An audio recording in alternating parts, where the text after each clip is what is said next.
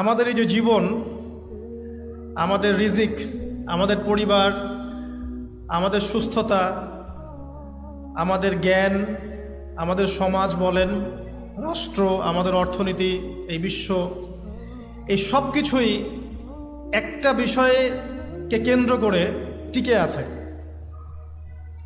শুধুমাত্র একটা বিষয়ের সাথে এই পুরো মহাবিশ্ব সম্পর্কিত। আমাদের জীবনের প্রতিটা বিষয় শুধুমাত্র এবং শুধুমাত্র আল্লাহ পাকের রহমতের উপর টিকে আছে। আল্লাহ পাকের রহমত আমাদের ব্যক্তি জীবন, পারিবারিক জীবন, আমাদের দেহ, আমাদের মন, আমাদের জ্ঞান, অর্থনীতি, ব্যবসা বাণিজ্য, আমাদের রাষ্ট্র, সব কিছুর মধ্যে শুধুমাত্র আল্লাহ পাকের রহমত দিয়ে ভর্তি। এখানে আল্লাহ পাকের রহমতের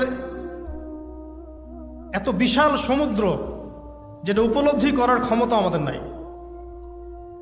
আমরা যদি সবাই ঠান্ডা মাথায় একটা বার খালি ভাবতে বসি, সবাই যার যার জায়গা থেকে ভাবি যে আল্লাহ পাক আমাদেরকে কি কি রহমত দিয়ে রেখেছেন, কি কি নিয়ামত দিয়ে রেখেছেন। ওয়াইন তাউদ্দু নি'মাতাল্লাহ লা তুহসুহা। তোমরা যদি আল্লাহ পাকের নিয়ামত গণনা করা শুরু করো, কোশ্চিনকালেও গুণে শেষ করতে পারবে না। আল্লাহ পাক সূরাতুল জুমারের মধ্যে বলেছেন, কুল ইয়া ইবাদিয়াল্লাযীনা আসরাফু আলা আনফুসিহিম। হে নবী, আপনি বলে দিন, আমার বান্দাদেরকে বলে দিন যে হে আমার বান্দারা, তোমরা যারা তোমাদের নফসের উপরে জুলুম করেছ, সুদীর্ঘকাল নামাজের খবর ছিল না, যাকাত দিইনি, হজ ফরজ হয়েছিল করি নাই, সওম রাখিনি, আল্লাহর দিন এগিয়ে নেওয়ার কোনো চেষ্টাই করি নাই, সুদীর্ঘকাল হারাম খেয়েছেন, ঘুষ খেয়েছেন, জেনা করেছেন, বাদ্যযন্ত্র বাজিয়েছেন, অশ্লীলতা এর মধ্যে ডুবেছিলেন, মাদকদ্রব্য সেবন করেছেন, সুদীর্ঘকাল তোমরা যারা নিজেদের নফসের উপর জুলুম করেছ, লা তাকনাতু মির রাহমাতিল্লাহ, তোমরা আল্লাহ পাকের রহমত থেকে নিরাশ হয়ে যেও না। তোমরা আল্লাহ পাকের রহমত থেকে নিরাশ হয়ে যেও না।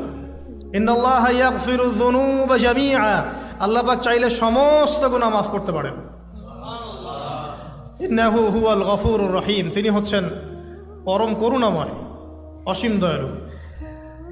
আমি আলোচনার সামনে নিয়ে যাওয়ার আগে আরেকটা বিষয় বলে রাখতে চাই। এই আলোচনাকে একপাক্ষিকভাবে, একপেশেভাবে বুঝে নেওয়ার কোনো সুযোগ নাই। আল্লাহ পাক যেমন পরম করুণাময়, অসীম দয়ালু, ঠিক একইভাবে আল্লাহ রাব্বুল আলামিন শাদীদুল ইকাব, কঠিন শাস্তিদাতাও বটে। এই দুটো বিষয় মাথায় রেখেই আল্লাহর রহমতের আশাও করতে হবে এবং আল্লাহ পাকের গজবের ভয়ও করতে হবে। এর মাঝখানেই হচ্ছে ঈমান। এই জায়গা থেকে আলোচনা বুঝতে হবে। আল্লাহ পাক তৌফিক এনায়েত করুন, আমিন। আমাদেরকে আল্লাহ রাব্বুল আলামিন তার রহমত থেকে নিরাশ হতে বারণ করছেন। যে যত পাপ করেছে জীবনে, যদি একটা বার কেউ যদি আল্লাহ পাককে মন থেকে ডাকে, চোখ দিয়ে ঝরঝর করে পানি পড়ে, আল্লাহ পাককে বলে, সেজদায় গিয়ে পড়ে আল্লাহকে বলে রব্বিক ফিরলি, আল্লাহ আমাকে মাফ করে দাও, তার মনের মধ্যে যদি সততা থাকে, মন থেকে যদি সেই কথাটা বলে থাকে, আল্লাহ পাক শুধু তাকে ক্ষমাই করবেন না, তার সমস্ত গুনাহগুলোকে আল্লাহ নেকি দিয়ে পরিবর্তন করে দেবেন। একটা হাদিস পড়ছিলাম, নবী করিম সাল্লাল্লাহু আলাইহি ওয়াসাল্লাম তিনি বলছেন যে লাম্মা কাদাল্লাহুল খালক, যখন আল্লাহ রাব্বুল আলামিন এই মহাবিশ্ব সৃষ্টি করেন, তখন আল্লাহ রাব্বুল আলামিন কাতাবা কিতাবান, একটা কিতাব লিখেছেন। একটা কিতাব আছে আল্লাহর কাছে, কাতাবা কিতাবান ফাহুয়া ইনদাহু ফাওকাল আরশ, যেই কিতাবটা আল্লাহর নিজের কাছে আছে, আরশের উপরে।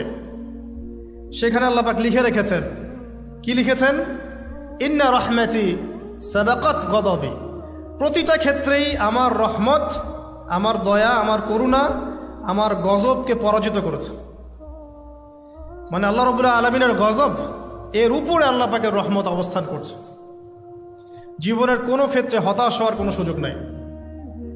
আজকে পারিবারিক ভাঙন বলেন, ব্যক্তি পর্যায়ের আত্মিক ধ্বংসই বলেন, সমাজের বিপর্যয় বলেন, যাই বলেন, পিছনে একটা বড় কারণ আছে।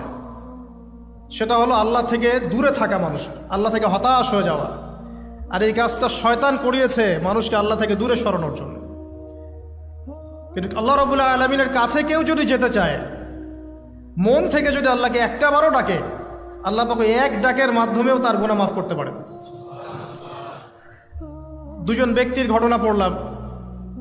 একজন ব্যক্তি প্রচণ্ড রকম আবেদ, প্রচুর ইবাদত করে।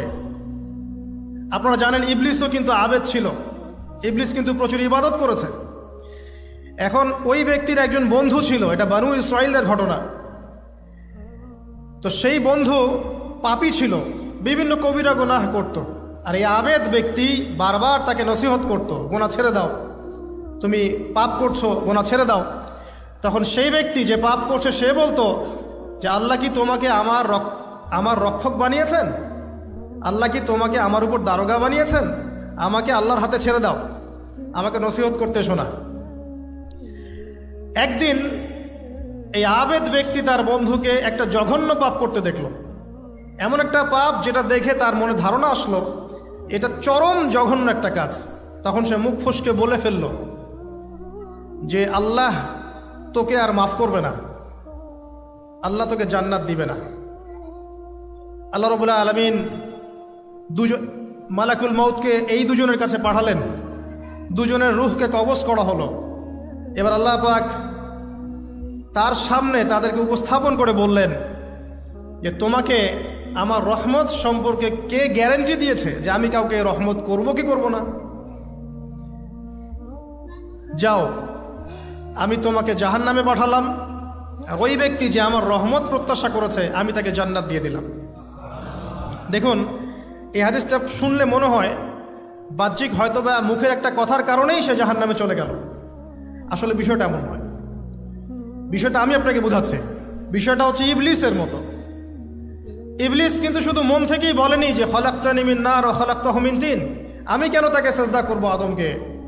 আদম তো মাটির তৈরি আর আমি তো আগুনের তৈরি। এটা ইবলিসের শুধু মৌখিক স্টেটমেন্ট ছিল না, কারণ কি ছিল? আবা ওয়াস্তাকবার, সে উদ্ধত হয়েছিল, অহংকার প্রদর্শন করেছিল। ভিতর থেকে ইন্টারনালি সে অহংকারী ছিল, সে আন্ডার এস্টিমেট করে কথাটা বলেছে, শুধু মৌখিকভাবে বলে নাই। কিন্তু ঠিক এই ব্যক্তির ঘটনা এমনই, সে মন থেকে অহংকারী হয়ে উঠেছিল, যদিও বা সে আবেদ ছিল। এখানে আমরা যারা প্র্যাকটিসিং মুসলিম হওয়ার চেষ্টা করছি আমাদের জন্য এখানে নিদর্শন আছে। অচত নামাজ পড়েই ভেবে বসবেন না যে অনেক কিছু করে ফেলছে, এক চিল্লা দিয়ে মনে করে ফেলবেন না যে দিনের জন্য অনেক কিছু করে ফেলছে।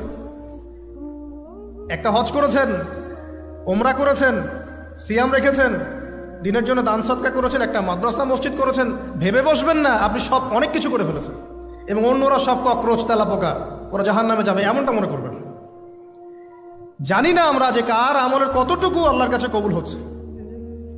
তো এখানে এই ব্যক্তির সমস্যা ছিল এই, সে নিজের আমলটাকে অনেক ভারী মনে করছিল এবং সে স্টেটমেন্ট দিয়ে ফেললো যে তোকে আল্লাহ পাক মাফ করবে না। এই একটা কথা মন থেকে বলার কারণে তার ইহকাল পরকাল দুটা বরবাদ হয়ে গেল, সে জাহান্নামে চলে গেল। ঠিক আরেক ব্যক্তির ঘটনা আছে এমন, এগুলো সবগুলো রেফারেন্স আছে। এক ব্যক্তি প্রচুর ইবাদত করত, আল্লাহ পাক তার ইবাদত করার জন্যে পাহাড়ের চূড়ায় একটা সুন্দর ব্যবস্থাও করে দিয়েছিলেন। সেখানে ডালিম গাছ হতো, ঝর্ণা আসতো, খাবারের কোনো অভাব নাই। হাদিস এসেছে 500 বছর সে ইবাদত করেছে। কত বছর? কিয়ামতের মাঠে এই ব্যক্তির অবস্থা এমন হবে, তাকে জান্নাতে প্রবেশ করানোর জন্য নিয়ে যেতে বলা হবে যাও আমার রহমতে জান্নাতে চলে যাও। আল্লাহ পাক তাকে এই কথাটা বলবেন, কিন্তু এই ব্যক্তি বলবে আমার আমলের কারণে আল্লাহ পাক বলবেন আমার রহমতে জান্নাতে চলে যাও। ব্যক্তি বলবে আমার আমলের কারণে। আল্লাহ রাব্বুল আলামিন তখন তাকে দেওয়া সমস্ত নেয়ামতগুলোকে এক পাল্লায় করবেন আর তার সমস্ত আমলকে আরেক পাল্লায় করবেন। একটা চোখের যে নেয়ামত আল্লাহ পাকের, সমস্ত আমলও 500 বছরের ইবাদত এতটুকু হয়নি। তারপর তাকে বলা হবে ওকে জাহান্নামে নিয়ে যাও। এবার জাহান্নামে যাওয়ার সময় সে বলবে আল্লাহ তোমার রহমতে আমাকে মাফ করে দাও। তখন আল্লাহ পাক তাকে আবার ডেকে নিয়ে আসবে, বলবেন যে তোমাকে যে আমি ইবাদত করার জায়গা করে দিয়েছিলাম, এটা কি তুমি নিজে করেছো না আমি করেছি? সে বলবে আপনি করেছেন। তোমাকে যে আমি সৃষ্টি করেছিলাম তখন কি তুমি কোন আমল করেছিলে? বলবে না। তাহলে তোমাকে যে সৃষ্টি করেছি আমি, এটা কি তোমার আমলের কারণে? না। তোমাকে সারা দুনিয়াতে এত নিয়ামত দিয়েছি, এটা কি তোমার আমলের কারণে? সে বলবে না, তখন তাকে জান্নাতে প্রবেশ করানো হবে। কিয়ামতের মাঠে এমন অনেক ঘটনা ঘটবে যেটা আমাদের চিন্তার বাইরে। আরেকজন ব্যক্তিকে ডেকে আনা হবে, যে ব্যক্তি একটা দুটা নয় বরং 100টা খুন করেছে। সে 99 জন মানুষকে হত্যা করার পর ফতোয়া খুঁজে বেড়াচ্ছিল যে আমার তওবা কবুল হবে কিনা। একজন আবেদের কাছে গিয়েছে। আবেদ আর আলেম কিন্তু এক জিনিস না। আবেদ মানে যে প্রচুর ইবাদত করে, তার জ্ঞান কম, সে শুধু জানে কিভাবে ইবাদত করতে হয়। আলেম হচ্ছে সে যে শরীয়তের গভীর জ্ঞান জানে, আবার ইবাদতও করে। আবার যারা জ্ঞান আছে আমল নাই, সেও কিন্তু প্রকৃত আলেম না। প্রচুর জ্ঞান আছে কিন্তু জ্ঞান অনুযায়ী আমল করে না, সেও কিন্তু প্রকৃত আলেম নন। এবার আসেন, তো এই আবেদের কাছে গিয়ে সে বলছে আমার কি ক্ষমা হবে, আমি 99টা খুন করেছি। সে বলল তোমার আবার ক্ষমা, তোমার ক্ষমা নাই। তখন এই ব্যক্তি এই আবেদকে হত্যা করে 100টা খুন পূর্ণ করলো, ওকেও সে মেরে ফেলছে। আমার ক্ষমাই হবে না তো তোর বেঁচে থাকার কি দরকার, তুইও মর। এই ব্যক্তির মধ্যে একটা চেতনা তৈরি করলেন যে আমাকে তওবা করতে হবে। সে তখন সার্চ করতে লাগলো আরও কোনো আলেম আছে কিনা। এরপর অনেক দূরে একজন আলেমের সন্ধান পাওয়া গেল। সে সেখানে গেল, তাকে গিয়ে বলল আমার কি ক্ষমা হবে। সে আলেম তাকে বলল হ্যাঁ তোমারও ক্ষমা হতে পারে, যাও তুমি ইস্তেগফার করো এবং এই এলাকা থেকে অন্য এলাকায় চলে যাও। মানে যে এলাকায় তুমি অনেক দিন ছিলে, যেখানে তুমি অনেক পাপ কাজ করেছো, এখানে থাকার দরকার নাই। তওবা করে তুমি অন্য কোথাও চলে যাও, নতুন একটা জীবন শুরু করো। এখানে থাকলে হবে কি, তোমার স্মৃতিগুলো তোমাকে তাড়িয়ে বেড়াবে এবং মানুষ তোমাকে খারাপ নজরে দেখতেই থাকবে, তুমি তখন কষ্ট পাবে। এই জন্য তুমি চলে যাও। তো চলে যেতে যেতে সে রাস্তায় ইন্তেকাল করে। এবার তার রুহ নিবে কে, এই জন্য দুদল ফেরেশতা আসছেন, জান্নাতি এবং জাহান্নামী। তাদের মধ্যে বাক বিতরটা হচ্ছে কে রুহ নিয়ে যাবে। তো জাহান্নামের ফেরেশতারা বলছেন সে এতগুলো খুন করেছে, তার রুহটা আমরা নিব। আর জান্নাতি ফেরেশতারা বলছেন না, সে তওবা করতে এসেছিল, অতএব সে আল্লাহর অভিমুখী হয়েছে, তার রুহটা আমরা নিব। আল্লাহ পাক এখানে একটা কৌশল করলেন। আল্লাহ পাক ফেরেশতাদেরকে বললেন তোমরা রাস্তাটাকে পরিমাপ করে দেখো, যেদিকে যাচ্ছিল তার পরিমাপ বেশি নাকি যেখান থেকে এসেছে ওর পরিমাণ বেশি। আল্লাহ পাক জমিনকে আদেশ করলেন হে জমিন তুমি প্রশস্ত হয়ে যাও। এবার পরিমাপ করে দেখা গেল সে তওবার দিকে আসছিল, এর পরিমাণটা বেশি। এই একটা কাজের ওসিলা আল্লাহ পাক তাকে মাফ করে দিলেন। মনে রাখবেন এটা মৌখিক বিষয় ছিল না, সে মন থেকে ভিতর থেকে কিন্তু সে আল্লাহর প্রতি অনুগত হয়েছিল। এই মনের বিষয়টা আল্লাহ ছাড়া কেউ জানে না। আপনি দেখতে পারেন সমাজে অনেকে দাড়ি টুপি পাগড়ি জুব্বা সব লাগিয়ে ঘুরছে, তো বিশ্বাস করেন তাদের মনটা এমনও হতে পারে যে জানোয়ারের চেয়েও কুৎসিত, এমনও হতে পারে। আবার আপনি দেখবেন সমাজে এমন অনেক মানুষ ঘুরছে যারা হয়তো অনেক পাপে লিপ্ত মনে হচ্ছে, কিন্তু মনের মধ্যে সততা আছে। আর যার মনের মধ্যে সততা আছে আল্লাহ পাক কোনো না কোনো দিন ইনশাআল্লাহ তাকে হেদায়েত দিবে। এটা আমরা আমাদের অভিজ্ঞতা থেকেও দেখেছি। এমন অনেক মানুষকে আমরা দেখেছি যে ড্রাগ অ্যাডিক্টেড ছিল, মিউজিক করেছে, হারাম সম্পর্কের মধ্যে ছিল, নামাজ ঠিক মতো পড়ে নাই, কিন্তু যখনই আল্লাহর কথা আলোচনা হতো দেখতাম সে খুবই শান্তভাবে মন থেকে কথা শুনছে। এই কথা শুনতে শুনতে শুনতে একদিন মাশাআল্লাহ এখন দেখবেন যে চিল্লা দিয়ে বেড়াচ্ছে বিভিন্ন মসজিদে। আল্লাহ হেদায়েত দিয়েছে, সব ছেড়ে দিয়েছে। এরকম মানুষের অভাব নাই কিন্তু সমাজে। তো এখানে আল্লাহ পাকের রহমত বা দয়ার একটা উজ্জ্বল দৃষ্টান্ত দেখতে পারবেন। ঠিক এরকম আরও একটা ঘটনা আছে বনু ইসরাইলের। এক ব্যক্তি এত পাপ করেছে যে শেষে মৃত্যুর সময় সে সন্তানদেরকে ডাকছে, ডেকে বলছে যে আমি যখন মারা যাব আমার লাশটাকে তোমরা কবর দিও না, যদি আল্লাহ পাক আমাকে ধরতে পারেন তাহলে খবর আছে আমার। কি করতে হবে? সে বলছে যে আমার দেহটাকে তোমরা পুড়িয়ে ফেলবে এবং পুড়িয়ে ফেলার পরে ছাইগুলোকে একত্রিত করবা, করে অর্ধেক ছাই সমুদ্রে ভাসিয়ে দিবা, অর্ধেক ছাই বাতাসে উড়িয়ে দিবা। সন্তানরা তাই করলো।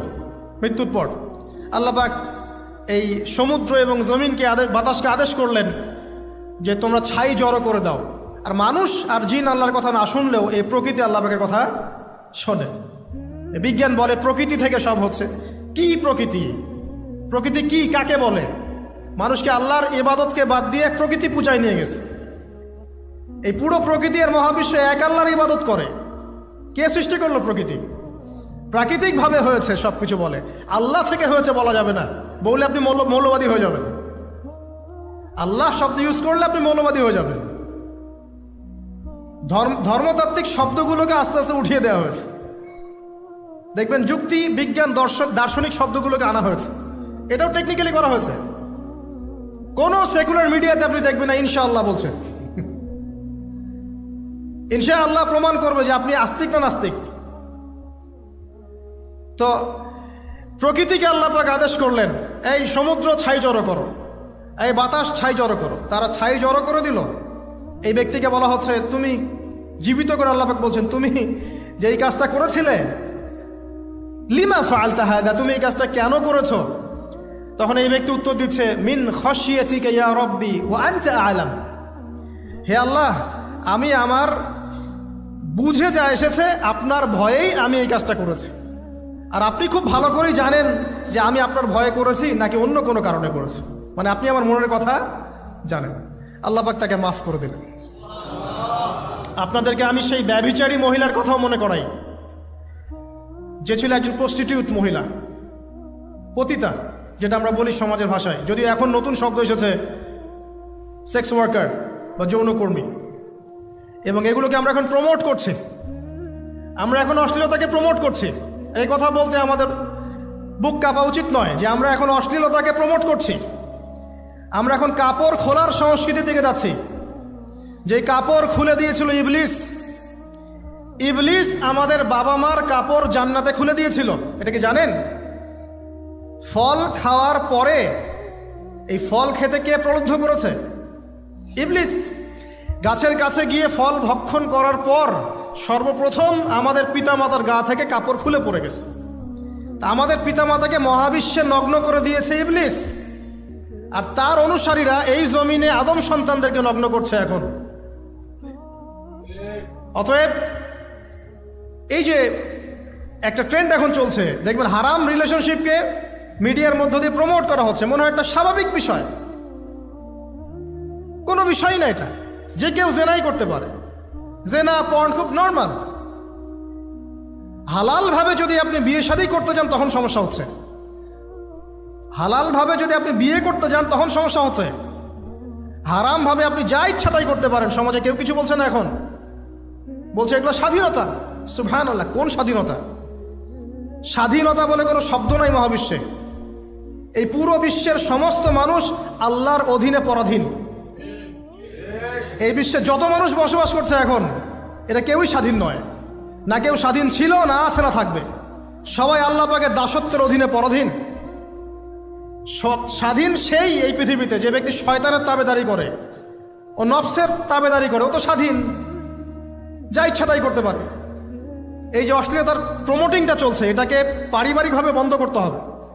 আল্লাহ পাক আমাদেরকে বোঝার তৌফিক দান করুন। এগুলো যত বাড়বে সমাজে মহামারী আসবে, দেখে নিয়ে মহামারী আসবে, দুর্ভিক্ষ আসবে, সমাজে এমন সব রোগ ব্যাধির জন্ম হবে যেগুলো নামও শোনে নাই মানুষ কখনো, এবং সামনে ভূমিধস অপেক্ষা করছে, এগুলো আসবে। যাই হোক, ওই মহিলা, যে ব্যক্তি একজন যৌনকর্মী ছিল, বা যেটা আমরা বলি ব্যভিচারিণী মহিলা ছিল, একটা কুকুরকে দেখেছে সে পানি পান করার জন্য তৃষ্ণার্ত, সে এটাতে মায়া করে, দয়া করে তার মোজাটাকে নামিয়ে এই কূপ থেকে পানি উঠিয়ে কুকুরকে পান করিয়েছে। এই একটা কাজের বদৌলতে আল্লাহ রাব্বুল আলামিন এই ব্যভিচারী মহিলাকে মাফ করে জান্নাত দিয়ে দিয়েছে। হাদিসে এটাও এসেছে, নবী সাল্লাল্লাহু আলাইহি ওয়াসাল্লাম বলেছেন, ইরহামু মান ফিল আরদ, তোমরা সবাই জমিনবাসীর প্রতি রহম করো। জমিনে মুসলিমই থাকতে হবে, তাদের প্রতি রহম করতে হবে এমন নয়, জমিনবাসী যারাই আছে সবার প্রতি রহম করো, জাতি, ধর্ম, বর্ণ নির্বিশেষে। এমনকি পশু পাখির প্রতিও দয়া করো। ইরহামু মান ফিল আরদ, জমিনে যারা আছে সবার প্রতি রহম করো। ইয়ারহামুকুম মান ফিস সামা, যিনি আসমানে আছেন তিনি তোমাদের প্রতি রহম করবে ইনশাআল্লাহ। ইসলাম এই কথাগুলো বলেছে 1400 বছর আগে। আজকের এই বিশ্বের সোকল্ড এই মডার্ন বিশ্বে, যেখানে মানুষের রক্তের কোনো দাম নাই, সেখানে ইসলাম পশু পাখির অধিকার নিয়ে কথা বলেছে 1400 বছর আগে। কাদেরকে কি শিখাতে আসেন? কোরআন এবং সুন্নাহর বাইরে অভ্রান্ত সত্যের কোনো উৎস আছে?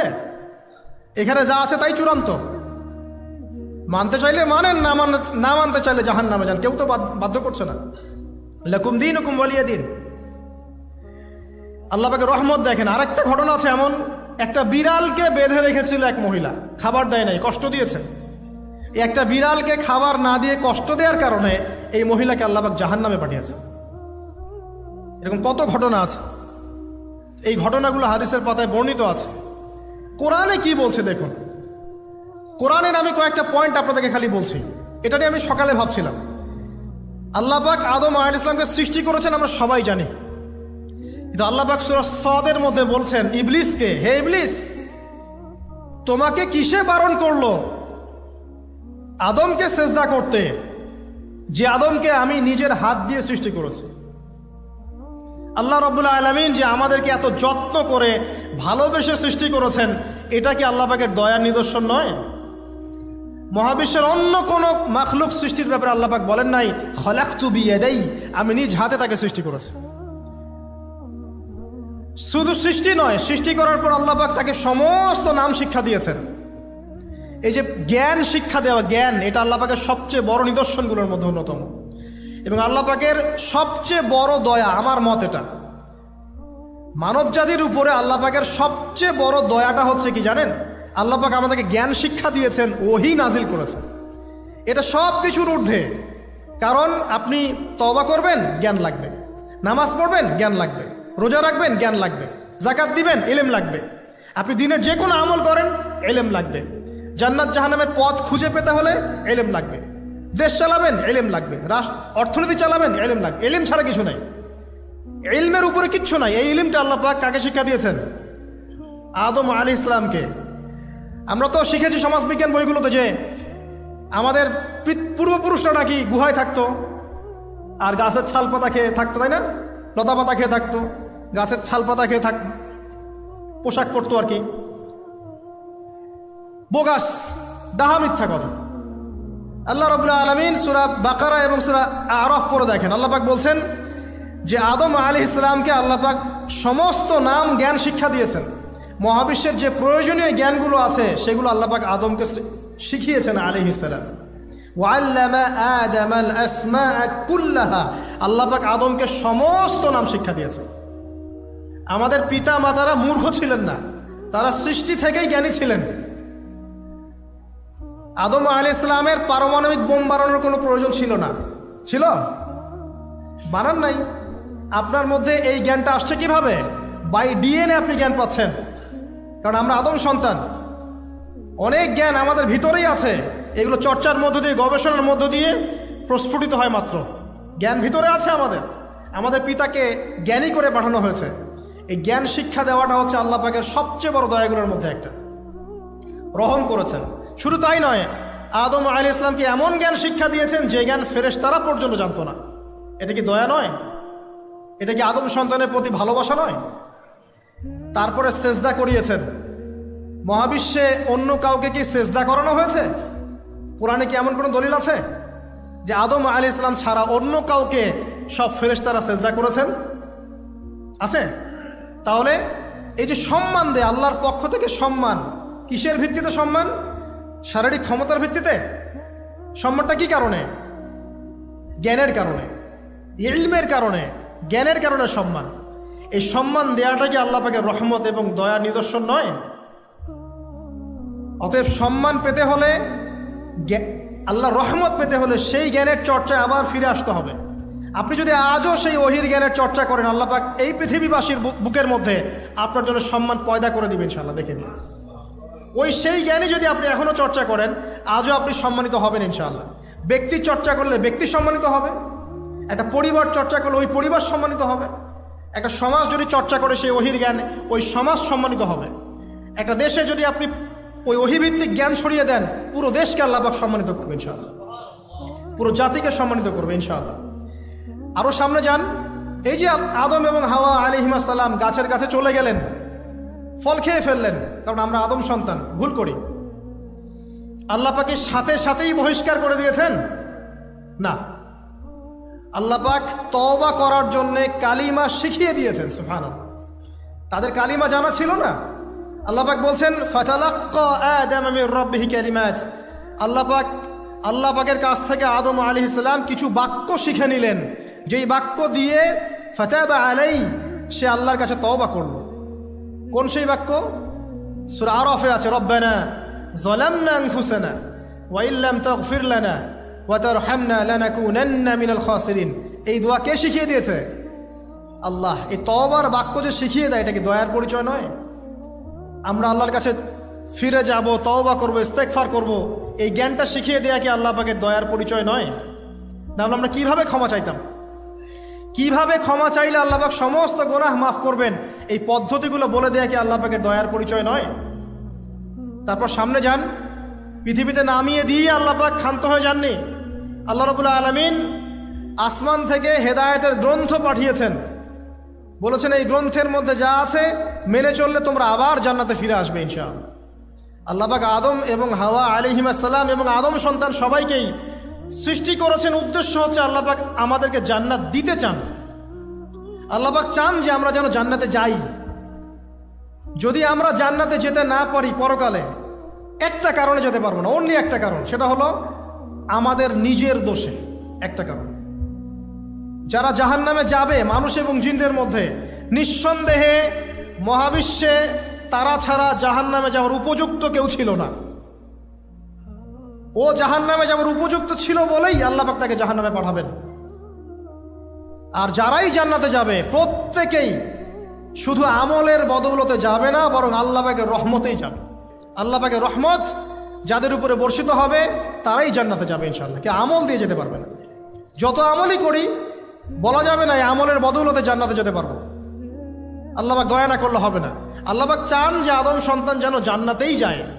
এই কারণেই সৃষ্টি করা, এই কারণেই আপনার ওহীভিত্তিক গ্রন্থগুলো পাঠানো, এই কারণে নবী রাসূল পাঠানো, আলেম ওলামা সৃষ্টি করা, মানুষকে সতর্ক করা, হায়াত দেয়া, বারংবার জীবনে চলতে ফিরতে আপনাকে অ্যালার্ম করা হয়, আল্লাহর পথে ফিরে আসেন, আল্লাহর পথে ফিরে আসেন। অ্যালার্ম করা হয় না? বিপদ দিয়ে আপনাকে অ্যালার্ম করা হয় আল্লাহর পক্ষ থেকে। আপনি চলতে পথে হোঁচট খান, আল্লাহ আপনাকে অ্যালার্ম দেন, ফিরে আসো। চলছেন বিপথে, আল্লাহ পাকে অ্যালার্ম দেন, ফিরে আসো। আল্লাহ পাকের পক্ষ থেকে কিন্তু এগুলো আসে।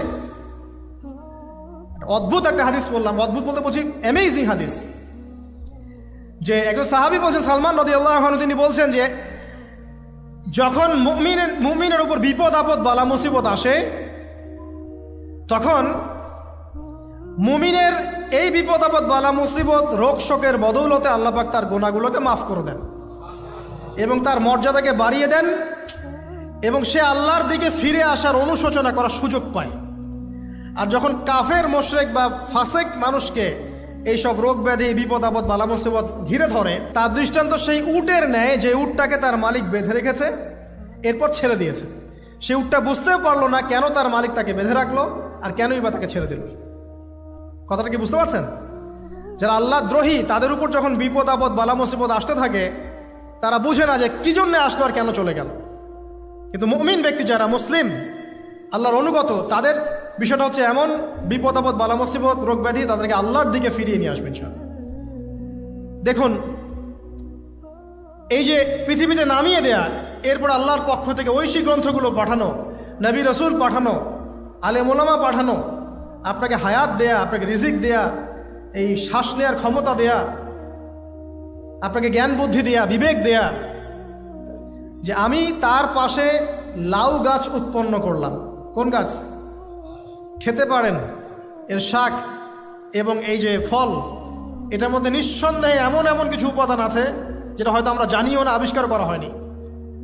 তিনি সুস্থ হয়ে গেলেন, আলহামদুলিল্লাহ। কোথায় যাবেন? যে কোনো জায়গায় যান। নবী ঈসা আলাইহিস সালামকে চতুর্দিক থেকে আক্রমণ করছে ইহুদিরা। আল্লাহ রাব্বুল আলামিন তাকে এমন হেফাজত করলেন, তার কাছে তাকে উঠিয়ে নিলেন। এটা কি দয়ার পরিচয় নয়? এই যে একটু আগে তেলাওয়াত করলো শুরুর আগে নবী মূসা আলাইহিস সালামের ঘটনা। বনু ইসরাইল একটার পর একটা অবাধ্যতা করেই গেছে। আল্লাহ পাক তারপরেও তাদের কাছে নবী পাঠিয়েছেন, নবী মূসাকে পাঠিয়েছেন। ফেরাউনের মতো জালেম শাসকের হাত থেকে বনু ইসরাইলকে আল্লাহ পাক উদ্ধার করেছেন। এটা কি দয়ার পরিচয় নয়? নবী মূসা আলাইহিস সালাম গাছের নিচে বসে আছেন, খাবার নাই, বাসস্থান নাই, কিচ্ছু নাই, বরং তার গায়ে একটা অপবাদ দেওয়া হয়েছে যে তিনি নাকি একজন মানুষকে খুন করেছেন। অথচ তার ইন্টেনশন সেটা ছিল না। তিনি একটা ঘুষি দিয়েছেন লড়াই থামানোর জন্য, ওই এক ঘুষিতেই সেই ব্যক্তি ডেড। এবার তিনি গাছের নিচে বসে দোয়া করছেন, রব্বি ইন্নী লিমা আনজালতা ইলাইয়া মিন খায়রিন ফাকির। আল্লাহ, আমি নিঃস্ব অসহায় হয়ে এখানে বসে আছি, তুমি আমার উপর তোমার যে রহমত পাঠাবে আমি তার ভিখারি হয়ে বসে আছি। দোয়া করার সাথে সাথেই ওই সোহাইব আলাইহিস ইসলামের মেয়ে হেঁটে হেঁটে চলে আসলো। তিনি স্ত্রী পেলেন, তিনি শ্বশুর পেলেন, একজন নবী পরিবার পেলেন, বাসস্থান পেলেন, চাকরি পর্যন্ত পেলেন। 8 বছর তিনি রাখালি করেছেন সোহাইব আলাইহিস ইসলামের ফার্মের মধ্যে। দয়া মুহূর্তেই চলে আসবে, শুধু আল্লাহর দিকে অভিমুখী হলেই হয়, এগুলো দয়া। আইয়ুব আলাইহিস ইসলামের কথা মনে আছে না? দীর্ঘদিন রোগে ভুগছেন, চিকিৎসা হচ্ছে না, ভালো হচ্ছে না, শেফা হচ্ছে না।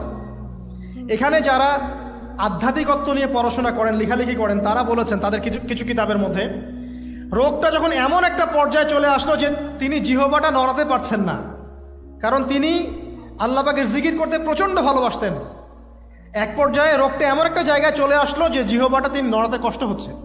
তখন গিয়ে তিনি বলছেন, রব্বি আন্নী মাসসানিয়া দুররু ওয়া আনতা আরহামুর রাহিমিন। হে আল্লাহ, আমাকে কষ্ট স্পর্শ করেছে, আর তুমি তো ক্ষমাকারী, রহমকারীদের মধ্যে সর্বশ্রেষ্ঠ রহমকারী। আমি জিকির করতে পর্যন্ত পারছি না, আল্লাহ আমার রোগটা শেফা দিয়ে দাও। বলার সাথে সাথে আল্লাহ রাব্বুল আলামিন প্রস্রবণ ঝর্ণা তৈরি করলেন, এখানে গোসল করো, শেফা হয়ে গেল। এগুলো কি রহমতের পরিচয় নয়? এখানে এক শ্রেণীর স্কলার এমনও বলেছেন, আজকে আমরা যারা বাহ্যিক সৌন্দর্য নিয়ে বেশি গর্ব করি আর কি, আত্মিক সৌন্দর্যের চাইতে বাহ্যিক সৌন্দর্য নিয়ে যারা বেশি গর্ব করি, যদি আল্লাহ পাক আমাদের পোশাকটাকে পরিবর্তন করে দেন, আত্মাটাকে দেহের পোশাক দেন আর দেহটাকে আত্মার পোশাক বানায় দেন, তাহলে দুর্গন্ধে কি আমাদের সামনে আসতে যাবে না। কথা আপনারা বুঝতে পারছেন না? আইয়ুব আলাইহিস সালামের আত্মাটা ছিল পবিত্র, পরিশুদ্ধ, তার দেহের মধ্যে রোগ হয়েছিল। আর এই পুরো বিশ্বের ম্যাক্সিমাম মানুষের রোগ এখন আত্মায়, দেহে নয়। আবার বলছি, হয়তো বুঝতে পারছেন না। আইয়ুব আলাইহিস সালামের রোগটা হয়েছিল দেহে বাইরে, তার আত্মা ছিল পবিত্র, পরিশুদ্ধ আত্মা। দেহের রোগের একটা পর্যায়ে যখন জিহ্বাটায় ইফেক্ট হলো, তখন জিকির করতে তার কষ্ট হচ্ছে, তখন তিনি দোয়া করছেন, আল্লাহ আমার এই রোগটাকে শেফা দিয়ে দাও। আর এখনকার পুরো জেনারেশন, এই সভ্যতার রোগ হচ্ছে ভিতরে আত্মায়। দেহের রোগের চাইতে এদের আত্মার রোগটা বেশি। এখন এই আত্মাটাকে যদি দেহ বানিয়ে দেওয়া হয় আর দেহটাকে আত্মার পোশাক পরিয়ে দেওয়া হয়, দুর্গন্ধে কেউ সামনে আসতে চাবে না এখন। তাই আইয়ুব আলাইহিস সালামের সেই দোয়া এখন আমাদের বেশি করা উচিত। রব্বি আন্নী মাসসানিয়া দুররু ওয়া আনতা আরহামুর রাহিমিন। আল্লাহ, আমাদের আত্মায় রোগ এসেছে, এটাকে তুমি শেফা দাও। দেহের রোগ লেস ইম্পর্টেন্ট, আত্মার রোগটা বেশি ইম্পর্টেন্ট। এরকম নিদর্শন কোরআনের পাতায় পাতায় ছড়িয়ে আছে। আসহাবুল কাহাফ, পুরো সমাজ ওদেরকে মেনে নিচ্ছে না, গুহায় চলে গেলেন, ঘুম পাড়িয়ে দিলেন আল্লাহ পাক। 309 বছর, কত বছর? 309 বছর একটা দোয়ার বদৌলতে। তারা বলেছিল, রব্বানা আতিনা মিন লাদুনকা রাহমা ওয়া হাইয়্যি লানা মিন আমরিনা রাশাদা। আল্লাহ পাক শুধু ঘুম পাড়িয়ে রাখলেন না, তাদের মধ্য দিয়ে আল্লাহ পাক পুরো একটা সভ্যতাকে হেদায়েত করে দিলেন। আলহামদুলিল্লাহ। যে সভ্যতা বিশ্বাস করতো না যে পরকাল বলে কিছু আছে, দাকিয়ানুস বাদশার সেই জুলুম থেকে আল্লাহ পাক এই 10 জন বা 9 জন যুবককে বাঁচালেন, ওদেরকে কিয়ামত পর্যন্ত কোরআনের পাতায় স্থান দিলেন, নিদর্শন বানালেন, এবং তাদের মধ্য দিয়ে একটা পুরো সভ্যতাকে হেদায়েত দিলেন। সুবহানাল্লাহ। যেখানে যাবেন এই নিদর্শন। আর কার কথা বলবো? যুলকারনাইন, মনে আছে? কোন সূরা আছে যুলকারনাইনের কথা? সূরা কাহাফ। আল্লাহ পাক তাকে এমন রহমত করেছিলেন যে মাশরিক মাগরিব, মানে পূর্ব পশ্চিম পর্যন্ত তাকে রাজত্ব দিয়ে দিয়েছেন। আজকে তো আমরা এই সামান্য একটু ক্ষমতা পেলেই আমাদের কেউ চেনে না, গায়ে হাতি দেওয়া যায় না, ঠিক আছে? মানে তখন সে নিজেকে মনে করে যে সে এই পৃথিবীর সব কিছু, বাকি মানুষ আর মানুষ না। ক্ষণস্থায়ী সামান্য একটু ক্ষমতা দিয়ে দেখবেন আমাদের অবস্থা খারাপ। প্রত্যেকের ধর্মতাত্ত্বিক ক্ষেত্রেও যদি কাউকে আপনি একটু ক্ষমতাধর আলেম মনে করেন, দেখবেন অহংকারে বাঁচতেছে না। কারো একটু পপুলারিটি হয়ে গেছে, দেখবেন অহংকারে বাঁচতেছে না। আই ওয়াশ শোডাউনের জামানা তো এটা, যে যত পারে মানুষকে দেখাতে পারলে বাঁচে আর কি। কাজ হবে 5%, 95% হচ্ছে আই ওয়াশ। যে কোনো জায়গায়, ধর্মতাত্ত্বিক জায়গা বলেন, social, economical, political, world affairs, কাউকে যদি আল্লাহ পাক যাররা পরিমাণ একটু ক্ষমতা দিয়ে দিয়েছেন, ব্যাস তাকে আর চেনা যায় না। যুলকারনাইনকে আল্লাহ পাক আলাইহিস সালাম মাশরিক মাগরিবের ক্ষমতা দিয়েছিলেন। এত দাপট ছিল তার, যেদিকে সেনাবাহিনী নিয়ে যেতেন সেদিকে বিজয় করতে পারতেন। পড়ে দেখেন। আর এই ব্যক্তি কিন্তু আলেকজান্ডার দ্য গ্রেট নয়। পশ্চিমারা এখানে আবার একটা ষড়যন্ত্র করেছে। তারা বলে এই ব্যক্তি ছিল আলেকজান্ডার দ্য গ্রেট। এটা ভুয়া কথা। তিনি একজন আল্লাহ পাকের বড় ওলি ছিলেন অথবা নবী ছিলেন। কি ছিলেন আল্লাহ পাক এটা কোরআনে বলেননি, স্পষ্ট করেন নাই। তা আমরা ধরে নিচ্ছি আল্লাহ পাকের তিনি একজন শুকরগুজার বান্দা ছিলেন। তাকে একটা কওম বলছে যারা পাহাড়ের মাঝখানে থাকতো, ইয়া যুলকারনাইন, হে যুলকারনাইন, ইন্না ইয়াজুজ ওয়া মাজুজ মুফসিদুনা ফিল আরদ, ইয়াজুজ আর মাজুজের সভ্যতা জমিনে ফাসাদ সৃষ্টি করছে। ফাহাল নাজআলু লাকা খারাজান আলা আন তাজআলা বাইনানা ওয়া বাইনাহুম সাদ্দা, আমরা কি তোমাকে একটু ট্যাক্স দিব, খাজনা দিব, যে খাজনার বদৌলতে তুমি একটা প্রাচীর নির্মাণ করে দিবে, যে প্রাচীর নির্মাণ করলে ওরা আর আমাদের কাছে আসতে পারবে না। তখন এই প্রতাপশালী বাদশার স্টেটমেন্ট হচ্ছে এই, ক্বালা মা মাক্কান্নি ফীহি রাব্বি খায়র, আল্লাহ আমাকে যা দিয়েছেন তার পক্ষ থেকে এটা যথেষ্ট, তোমাদের এইসব ট্যাক্সের দরকার নেই আমার। এই যে আল্লাহ পাকের রহমত দেখেন। ঠিক খিজির আলাইহিস সালামকেও দেখবেন, ওই তিনটা ঘটনা মনে আছে না? নৌকা ফুটা করা, বাচ্চাকে হত্যা করা, আর হচ্ছে কি ওই যে কি দেয়াল নির্মাণ করা। সূরা কাহফ আজকে বাসায় গিয়ে পড়েন। তাকে আল্লাহ পাক ভবিষ্যতের জ্ঞান দেখাচ্ছেন, ভবিষ্যতে কি হবে, যে জ্ঞানটা মূসা আলাইহিস সালামকে আল্লাহ পাক দেখাচ্ছেন না। মূসা আলাইহিস সালাম বলছেন কেন নৌকা ফুটা করলেন, কেন বাচ্চাকে হত্যা করলেন, কেন এই প্রাচীর নির্মাণ করলেন। আর খিদির আলাইহিস সালাম বলছেন যে জ্ঞান আল্লাহ তোমাকে দেন নাই তা আল্লাহ পাক আমাকে দিয়েছেন। আমি এই কারণে নৌকা ফুটা করছি, কারণ নৌকা ফুটা না করলে ভবিষ্যতে এই নৌকাটা সিজ করা হবে, ছিনতাই করা হবে। বাচ্চাটাকে হত্যা করেছে এই কারণে, এই বাচ্চা বড় হলে বড় কাফের হতো। দেয়াল নির্মাণ করেছে এই কারণে, এই দেয়ালের নিচে এই বাচ্চাদের এতিম দুই বাচ্চার গুপ্তধন রাখা আছে, ওর বাবা মা রেখেছে। এটা তুমি জানো না, আমি জানি। এটা জানার পরে তিনি অহংকার করছেন না, তিনি বলছেন রাহমাতাম মির রব্বি, এই জিনিসটা আমার রবের রহমত, আমার প্রতি দয়া। দুই শ্রেণী মানুষ আপনি পাবেন, এক যারা তাদের স্ট্যাটাস প্রতিপত্তি জ্ঞান এসবের অহংকার প্রদর্শন করবে, আর এক শ্রেণী যারা এগুলো আছে, যাদের এগুলো আছে বাট তারা বলবে এগুলো হাযা মিন ফাদলি রব্বি, এগুলো আমার রবের রহমত। এখানে সফল দ্বিতীয় শ্রেণীর মানুষ, প্রথম শ্রেণীর নয়। ইউসুফের কথা মনে আছে? আলাইহিস সালাম কুয়ায় ছিলেন, কুয়ায়, কুয়া থেকে জেলে, কুয়া থেকে রাজপ্রাসাদে, সেখান থেকে জেলখানায়। জেলখানার একটা মানুষ যে পরবর্তীতে মিশরের শাসক হবে, কেউ কি ভেবেছিল? কেউ ভেবেছিল? ওই সময় কেউই ভাবে নাই। কিন্তু ওই মানুষটাকে আল্লাহ রাব্বুল আলামিন মিশরের রাজত্ব দিয়েছেন, যার মধ্য দিয়ে আল্লাহ পাক হাজার হাজার লক্ষ লক্ষ মানুষকে দুর্ভিক্ষের হাত থেকে বাঁচিয়েছেন। আল্লাহ পাকের পরিকল্পনা, রহমত দেখেন। প্রত্যেক আম্বিয়া কেরামের জীবনী পড়ে দেখেন, এরকম রহমতের অসংখ্য নিদর্শন কোরআনে এবং হাদিসে আছে। এখন শেষ করার আগে, এটা বলতে থাকলে অনেক সময় চলে যাবে, নামাজের সময় চলে যাবে, আমরা শেষ করছি। আমরা আসলে এখন যদি আল্লাহর রহমত পেতে চাই এবং আমাদের জীবনটাকে আল্লাহ পাকের আনুগত্যে, দাসত্বে, অহংকার মুক্তভাবে তওবা ইস্তেগফারের মধ্য দিয়ে কাটাতে চাই, তাহলে আসলে কি কি পয়েন্টস আমাদের কাজ করা দরকার, জাস্ট পয়েন্টসগুলো বলছি। এক নম্বর হচ্ছে জ্ঞান অর্জন করতে হবে। যে জ্ঞান আল্লাহ পাক আদম আলাইহিস সালামকে শিখিয়েছেন, ওই জ্ঞান চর্চা যদি আমরা বাড়াই, কোরআন সুন্নাহ ওহির জ্ঞানের চর্চা যদি আপনারা বাড়াই, ইনশাআল্লাহ, ঠিক আছে, লাগবে না 15 মিনিট, আমি 5 মিনিট শেষ করছি। ওহির জ্ঞানের চর্চা যদি আমরা বাড়িয়ে দেই, দেখবেন ইনশাআল্লাহ আল্লাহ পাক আপনার সম্মান, আপনার রিজিক, আপনার প্রতি করুণা, দয়া, মায়া, মহব্বত সব বাড়িয়ে দেবেন ইনশাআল্লাহ। এটা প্রথম পয়েন্ট। প্রিয় ভাইয়েরা, যারা আজকে লেকচার শুনছেন বা যারা পরবর্তীতে অনলাইনে শুনবেন, ওহির জ্ঞানের চর্চা। আমি বলছি না আপনি ডাক্তার হবেন না, ইঞ্জিনিয়ার হবেন না, জেনারেল লাইনে পড়বেন না, এই কথা আমি বলতে যাবো না কখনো। কারণ আমি জানি, আর কেউ বলুক না বলুক, অ্যাটলিস্ট আমি জানি এই ওয়ার্ল্ডকে ডিল করতে হলে বর্তমান এইসব আধুনিক জ্ঞানের কোনো বিকল্প নাই। কিন্তু এই জ্ঞানটার সাথে কোরআন সুন্নাহর জ্ঞান থাকতেই হবে। যখন এই দুইটা জ্ঞান একত্রিত হবে, ইনশাল্লাহ এই জাতিকে ঠেকানোর কেউ থাকবে না ইনশাল্লাহ। এই সহজ সরল কথাটা আমরা বোঝাতে ব্যর্থ হচ্ছি, অথবা কিছু মানুষ ইন্টেনশনালি এটাকে ঘুরিয়ে ফিরে উল্টা ব্যাখ্যা করছে। আপনি যে কোনো এডুকেশনের বেসে যান, ম্যাথামেটিক্সে যাবেন, অ্যালজেব্রায় যাবেন, আপনি কেমিস্ট্রিতে যাবেন, ফিজিক্সে যাবেন, বায়োকেমিস্ট্রি যাবেন, জ্যোতির্বিজ্ঞানে যাবেন, মেডিকেল সায়েন্স, প্রত্যেকটাতে দেখেন মুসলিমদেরকে খুঁজে পাবেন আপনি। প্রত্যেকটা গোড়াপত্তন গিয়ে আপনি দেখবেন মুসলিমদের হাতেই হয়েছে। আব্বাসীয় খেলাফত যখন ছিল তখন এই বাগদাদ ছিল জ্ঞানের রাজধানী। ওইরকম লাইব্রেরি কি বিশ্বে আর কখনো হয়েছে? এখন আমরা মনে করছি জ্ঞানের লাইব্রেরি মনে হয়, জ্ঞানের রাজধানী মনে হয় ব্রিটেন, হার্ভার্ড, কেমব্রিজ, অক্সফোর্ড। এরা কবে এসেছে ইতিহাসে?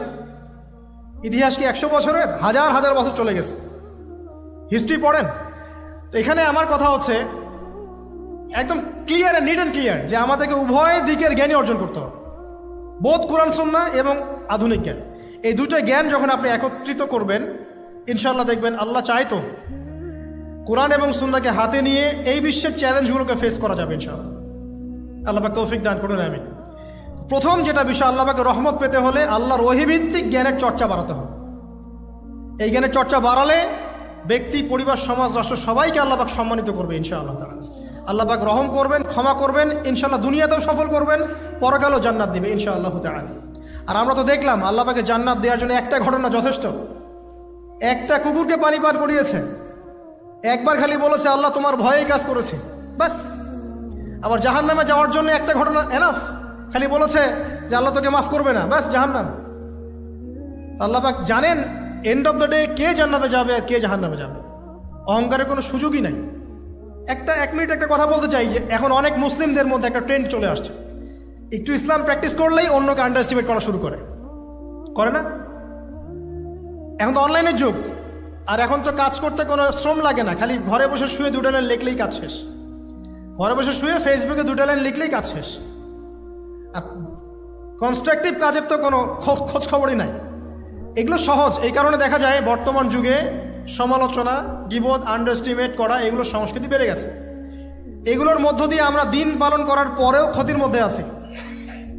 এমন হতে পারে যে ব্যক্তি বা যে দল বা যে রাজনৈতিক দল বা যে ধর্মীয় দল যার বিরুদ্ধে আমি নিজের কলমগুলো ঘোরাচ্ছি, হতে পারে তার মধ্যে এমন মানুষ আছে যে আমার আগে জান্নাতে চলে যাবে, হতেই পারে। 2 নাম্বার যেটা বলবো, যে রাসূলুল্লাহ সাল্লাল্লাহু আলাইহি ওয়াসাল্লামের রেখে যাওয়া যে আদর্শ এবং সুন্নত, এর চর্চা যারা বাড়িয়ে দিবে আল্লাহ পাক রহম করবে ইনশাআল্লাহ। সূরা আলী ইমরানের 31 নম্বর আয়াত পড়ে দেখেন, আল্লাহ পাক নিজে বলছেন, কুল ইন কুনতুম তুহিব্বুনাল্লাহ ফাত্তাবিউনি। হে নবী বলে দিন, তোমরা যদি আল্লাহর রহমত আর ভালোবাসা পেতে চাও তাহলে আমাকে অনুসরণ করো। আমাকে, যে বা যারাই নবী সাল্লাল্লাহু আলাইহি ওয়াসাল্লামকে অনুসরণ করবে আল্লাহ তার প্রতি দয়া করবে ইনশাআল্লাহ। শুধু দয়াই না, ইয়াগফির লাকুম যুনুবাকুম, তোমাদের সমস্ত গুনাহ আমি মাফ করে দেব। আল্লাহু গফুর রহিম। সুন্নতের চর্চা বাড়িয়ে দেই। শুধু তাই নয়, কেউ যদি নবী সাল্লাল্লাহু আলাইহি ওয়াসাল্লামের উপরে বেশি বেশি দরুদ শরীফ পড়ে, আল্লাহুম্মা সাল্লি আলা মুহাম্মাদ ওয়া সাল্লিম পড়তেই থাকে, দরুদ ইব্রাহিম বা সংক্ষিপ্ত দরুদগুলো, আল্লাহ পাক একবার দরুদ পড়লে 10 বার রহম করবে ইনশাআল্লাহ। যেই নবীর আদর্শ মেনে চললে আল্লাহ পাক ভালোবাসবেন, সেই নবীর নাম উচ্চারিত হলে দরুদ পড়লেও আল্লাহ পাক রহম করবে ইনশাআল্লাহ। 4, সৃষ্টির সেবা করলে রহম পাওয়া যাবে। আল্লাহ পাক বলছেন তোমরা সৃষ্টির সেবা করো, মানবতার সেবা করো, জমিনবাসী যারা আছে ওদের প্রতি রহম করো, আল্লাহ তোমাদের প্রতি রহম করবেন ইনশাআল্লাহ। 5, রহমত পেতে হলে আল্লাহর জিকির বাড়িয়ে দিতে হবে। আল্লাহর জিকির মানে সকাল সন্ধ্যা আল্লাহ পাকে যত জিকির আজগার আছে এগুলো ছাড়া যাবে না। চলতে ফিরতে অলওয়েজ আল্লাহকে ডাকতে হবে, সুবহানাল্লাহ, আলহামদুলিল্লাহ, ওয়ালা ইলাহা ইল্লাল্লাহ, আল্লাহু আকবার, লা হাওলা ওয়ালা কুওয়াতা ইল্লা বিল্লাহ। যে কাজ আপনি করছেন ওই কাজের মধ্যেই জিকির বাড়াতে হবে।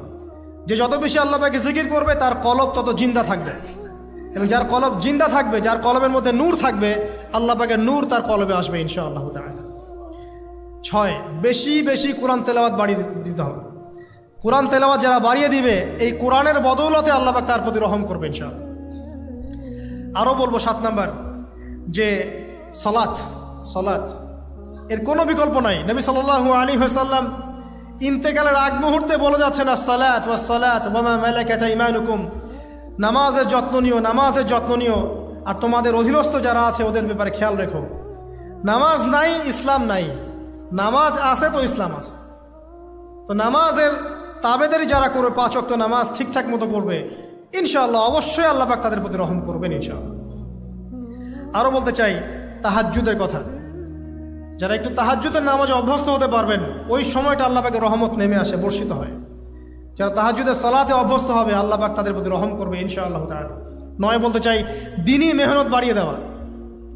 যাদের ফিকির দিনকে নিয়ে, কিভাবে আমি দিন পালন করব, কিভাবে দিনের প্রচার করব, দিনের জ্ঞান অর্জন করব, এর প্রসার ঘটাবো, দিনটাকে মানুষের কাছে পৌঁছে দেব, এই ফিকির যাদেরকে তাড়িয়ে বেড়ায়, ইনশাআল্লাহ আল্লাহ পাক ওদেরকে এই জমিনে রহম করবে ইনশাআল্লাহ।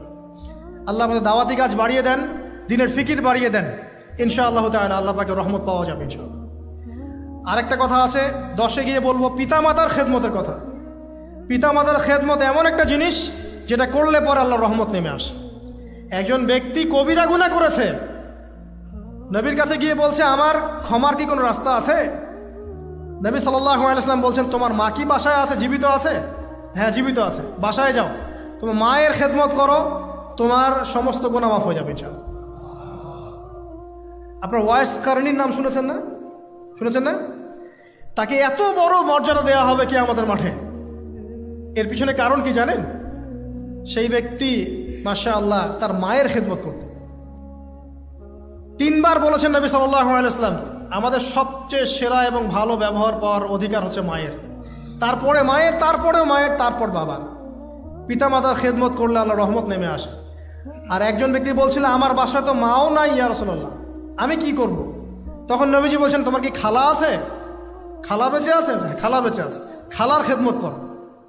এখনকার এই বিশ্বে দেখেন সম্পর্কগুলো কিন্তু ভেঙে যাচ্ছে। পিতা মাতা, ভাই বোন, আত্মীয় স্বজন, প্রতিবেশীর তো খবরই নেই, আমি তো জানি না আমার পাশের ফ্ল্যাটে কে থাকে। হ্যাঁ, অবস্থা এমন। তো সমাজের উপকার করলে, জনকল্যাণমূলক কাজ করলে, পিতামাতার খেদমত করলে, আত্মীয়তার বন্ধন অটুট রাখলে এবং অন্যের সমস্যার সমাধান করার জন্য মানব সেবামূলক কাজ করলে আল্লাহর রহমত নেমে আসে। আজকে আমি 10টা বলেছি, ছাড়া আরও অনেক কাজ আছে যেগুলো নিয়মিত করতে থাকলে আল্লাহ রাব্বুল আলামিনের রহমত নেমে আসে। মোটা দাগে জ্ঞান অর্জন, মোটা দাগে নবী সাল্লাল্লাহু আলাইহি ওয়াসাল্লামের সুন্নাহ অনুসরণ, আল্লাহর ওহীর জ্ঞানের প্রচার প্রসার ঘটানো, দিনকে নিয়ে ভাবা, দিনের ফিকির করা, কোরআন তেলাওয়াত বাড়ানো, জিকির বাড়ানো, বেশি বেশি ইস্তেগফার করা, তওবা করা, বেশি বেশি ইস্তেগফার করা, আল্লাহর কাছে দোয়া করা, নামাজ তাহাজ্জুদ বাড়িয়ে দেয়া, আত্মীয়তার সম্পর্কগুলো বজায় রাখা, ঠিক আছে, আল্লাহ পাকের জমিনে দিনের প্রচার প্রসারের চেষ্টা করা, এবং সর্বোপরি ঈমান, ইসলাম এবং তাকওয়া বজায় রেখে যারা চলবে ইনশাআল্লাহ আল্লাহ পাক এই দুনিয়াতেও তাদের প্রতি রহম করবেন ইনশাআল্লাহ, পরকালেও তাদের প্রতি রহম করবে ইনশাআল্লাহ আযজা ওয়া জাল। সর্বশেষ একটা হাদিস বলে শেষ করছি। রাসূলুল্লাহ সাল্লাল্লাহু আলাইহি ওয়াসাল্লাম বলেছেন আল্লাহ রাব্বুল আলামিন যখন এই পুরো মহাবিশ্ব সৃষ্টি করেছেন তার রহমতটাকে তিনি 100 ভাগে ভাগ করেছেন। কত ভাগে? 100 ভাগে। তার অনলি একটা ভাগ, মাত্র একটা ভাগ আল্লাহ রাব্বুল আলামিন পুরো মহাবিশ্বে ছড়িয়ে দিয়েছেন, 1 ভাগ। আর আপনাদেরকে আমি অন্য একটা লেকচারে বলেছিলাম, সমুদ্রের ধারে যখন আপনি হাঁটবেন বা নদীর তীরে যখন আপনি হাঁটবেন, ওখানে একটা বালুর যে পরিমাণ অবস্থান, এই পুরো মহাবিশ্বে কিন্তু পৃথিবীর অবস্থান তার চেয়েও কম। যারা সায়েন্স পড়েছেন তারা জানেন পুরো মহাবিশ্বে পৃথিবীর অস্তিত্ব এর চাইতেও কম, একটা বালুর করার চেয়েও কম। মহাবিশ্ব এত বড়, এই পুরো মহাবিশ্বে আল্লাহ পাক 1 ভাগ রহমত বন্টন করে দিয়েছে সৃষ্টিজীবের মধ্যে। এতে করে আপনি দেখবেন একটা কুকুর পর্যন্ত তার বাচ্চাকে কিন্তু আদর করে, একটা গাভী তার বাচ্চার গা পরিষ্কার করে, তাই না? আর আমরা তো আমাদের বাচ্চাদের জন্য যা করি আপনারা দেখতে পাচ্ছেন। বাকি 99 ভাগ রহমত আল্লাহ রাব্বুল আলামিন তার নিজের কাছে গচ্ছিত রেখেছেন, যা দিয়ে কিয়ামতের মাঠে আল্লাহ পাক বান্দাদেরকে মাফ করবে ইনশাআল্লাহ। অতএব সর্বশেষ কথা হচ্ছে, আমরা যারা আল্লাহ থেকে দূরে আছি হতাশ হওয়ার কোনো কারণ নেই। লা তাকনাতু মির রাহমাতিল্লাহ। নামাজ পড়ছেন না, আজকেই ফিরে আসেন। রোজা রাখেন নাই, আজকেই ফিরে আসেন। নামাজ এবং রোজা যা রাখেন নাই ক্যালকুলেট করেন, কত ওয়াক্ত নামাজ পড়েন নাই, কত মাসের রোজা রাখেন নাই, রাখার কাজা করার চেষ্টা করেন। যাকাত দেন নাই, হিসেব করেন, যাকাত দিয়ে দেন। সুদ খেয়েছেন, তওবা করে আজকেই ফিরে আসেন। জেনা করেছেন, আজকেই ফিরে আসেন। মানুষকে ঠকিয়েছেন, তার টাকা ফেরত দিয়ে দেন। সম্পত্তি জোর করে আত্মসাৎ করেছেন, ফেরত দিয়ে দেন। কাউকে গালি দিয়েছেন, গোপনে তাকে গিয়ে বলেন ভাই আপনাকে গালি দিয়েছিলাম, আমাকে মাফ করে দিন। আজকেই ফিরে আসেন। লা তাকনাতু মির রাহমাতিল্লাহ, ইন্নাল্লাহা ইয়াগফিরু যুনুবা জামিআ। আল্লাহ পাক সমস্ত গুনাহ মাফ করবেন ইনশাআল্লাহ তাআলা। অতএব তরুণ সমাজে যারা হতাশ, পাপে নিমজ্জিত আছো, নামাজ পড়ছো না, হারাম অ্যাফেয়ার্সে আছো, মাদক খাচ্ছ, এইসব অশ্লীল কাজে সময় নষ্ট করছো, বেপরদায় ঘুরছো, হ্যাঁ, পিতামাতার সাথে রুড বিহেভ করছো, তোমার বয়সটাকে নষ্ট করছো, দিনের জন্য 3 দিন সময় লাগাতে পারলে না, কোরআন পড়া শিখতে পারলে না, কিছুই করছো না, হতাশ হয়েও না। মন থেকে, ভিতর থেকে আল্লাহকে ডাকো, মন থেকে আল্লাহকে ডেকে একটা বার আল্লাহর দিকে ফিরে এসে দেখো, ইনশাআল্লাহ তাআলা দেখবা এখানে যে শান্তি আছে সারা দুনিয়ার কোথাও সে শান্তি পাবা না। এবং এই শান্তি নিয়ে তুমি যদি দুনিয়ার জীবন শেষ করতে পারো, তোমার কবর হবে শান্তিময়, তোমার হাসর হবে শান্তিময়, পুলসিরাত শান্তিময় হবে ইনশাআল্লাহ। হাসতে হাসতে তুমি জান্নাতে চলে যাবে ইনশাআল্লাহ।